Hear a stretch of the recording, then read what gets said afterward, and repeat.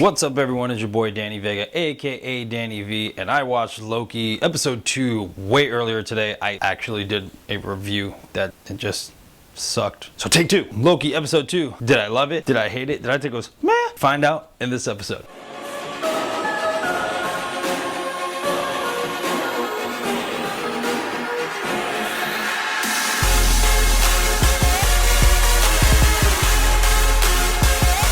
Now before we start this video, don't forget to like, subscribe, and hit that little bell button for more future videos. Alright guys, you know what time it is. It's spoiler warning time, so you guys have 3 seconds to dip out if you don't want anything spoiled. Ready? In 3, 2, 1.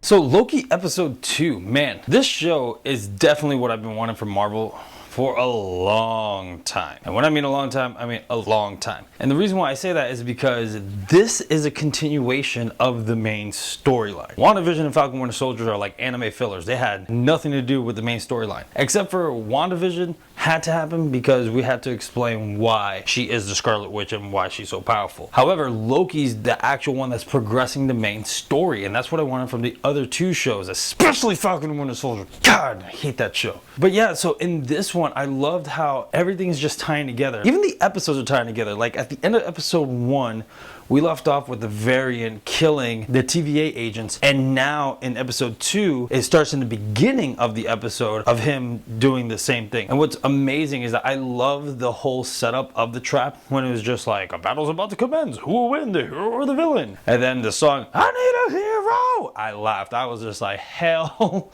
nah, they did not just do that. But what's cool about this episode is that you see more into Loki's psyche. When you hear him and Agent Mobius start talking, like Loki's like, hey man, do you really believe in this stuff? Because this whole thing of like ultimate control really doesn't sound good. It's just like, there's no such thing as free will. He came to find out that the TVA has some sort of free will, and he goes, well, not necessarily. And Loki asks, what do you mean? And then he goes, well, once our job is up, that's it, we're done. It's just, we meet with peace at the end of time. I was just like, did they just Passion of the Christ this? Honestly, I know we're not supposed to talk about religion or politics, but I was just like, wait a minute. And especially when Owen Wilson was looking up apocalypses, he's just like, wait, floods, famine, volcanoes, the whole 9. I was just like, someone's quoting Revelations here. I'm jumping the gun about apocalypse. Let's rewind a little bit.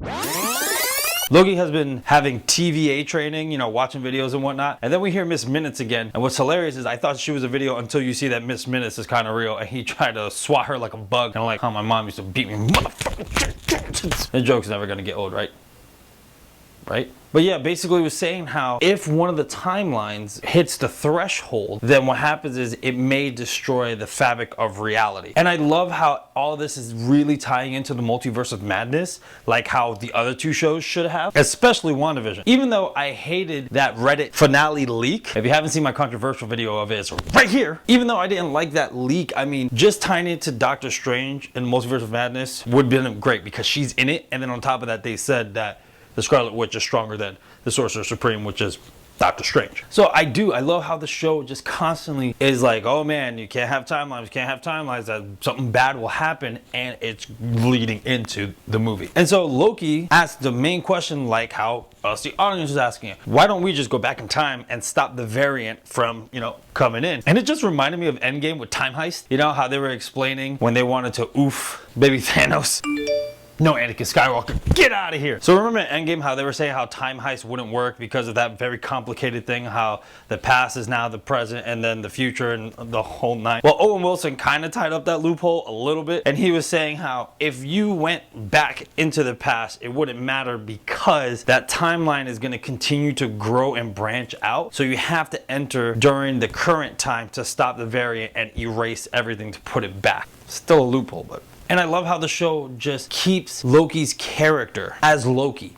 Like, he's not all of a sudden like a change of heart immediately like some shows do. Yeah, I'm looking at you, Cobra Kai 3. Like, I love how they keep in his character that he's mischievous. He's always thinking for himself. In the beginning when he was just like, oh no, you guys have to stay here, he was plotting and scheming for the future, which he reveals at the end to his Loki variant. And what's funny is that Owen Wilson's character is still like, I know what you're thinking. You want to overthrow the Timekeepers to rule. And he's like, you got me, Chief. And what's so hilarious is just like, you can trust me. And Owen Wilson's like, why are you always lying? Now, the one person that totally gets is Ramona, like Ramona Flowers. What? I don't know. Renslayer? I don't know. She's probably an important character. I'm not looking it up, to be honest. I'm good with that. But she's definitely not wanting Loki to be on the case with Agent Mobius. However, Agent Mobius is like, Loki's perspective could bring something into light, which it ends up panning out. But yeah, since Loki couldn't access the files, and he just actually had to read his own files, he found out, now coming back full circle, that apocalyptic events wouldn't matter. And how he figured that out was he stumbled upon the file of Ragnarok. Remember, this Loki never went through the events of Ragnarok. So he tells Agent Mobius, wait a minute, if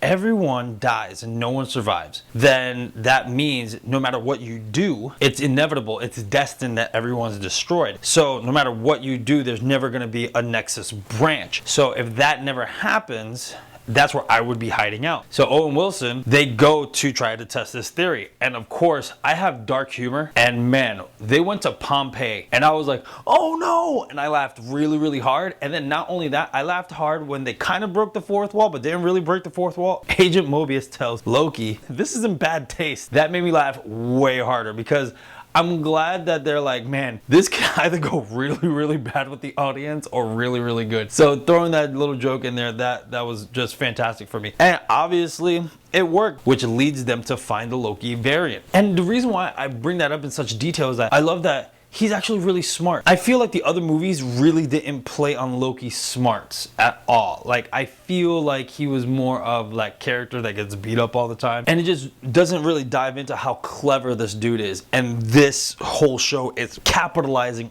on that. And what's even better is that it shows that with the Loki variant. Because even though Loki and the TVA find the Loki variant, it was already a plan that was set. The Loki variant ended up being Lady Loki, who totally doesn't look like Loki. The costume in the Broken Little Horn is one of the depictions of Lady Loki from the comic, however, has blonde hair. So a lot of people, and I did have to look this up by the way, a lot of people are saying, is she really Lady Loki or is she Enchantress? Because Enchantress does have the same colors as Loki, and not only that, she does possess and enchant people, which we saw that happening through the entire episode. Obviously, we're gonna have to find out, and especially me, because I know a little, like I said, very little about Enchantress. So yeah, that was a huge reveal, because even with the leaked photos that I showed you in my last episode, I really thought the reveal would be, because I think there's like 6 episodes, I really thought the reveal would be either in episode like 4 or 5, but just early on, just smack in your face, just here you go. And when they meet Loki, obviously being Loki, he's trying to recruit her, trying to put his game plan, the chess master, and she's just like, I'm not even playing your game. We're on 2 totally different levels. I thought that was incredible, because it just goes to show that this Loki variant, if she is Loki, just knows way more, and this trap that she played was incredible into how to split the sacred timeline into the multiverse. So I don't know if that specific act is going to lead into the Multiverse of Madness, and then we see all the different Lokis like we did in the trailer, or what. But all I know is, man, I'm super excited about it. Love the action. I love the story. I love where it's going. So far, story progression wise, it's better than the previous 2 shows. However, I still believe WandaVision being shorter and being something fresh and brand new and hooking you still had me more on the edge of my seat than this show. But anyway, those are my thoughts. Let me know what you thought in the comment below. Do you think the female is either female Loki, or do you think she's Enchantress? Did you love or did you hate this episode? Do you like where the story is going? And as always, if you love this video, don't forget to like, subscribe, and hit that little bell button for more future videos. I love you. Be safe.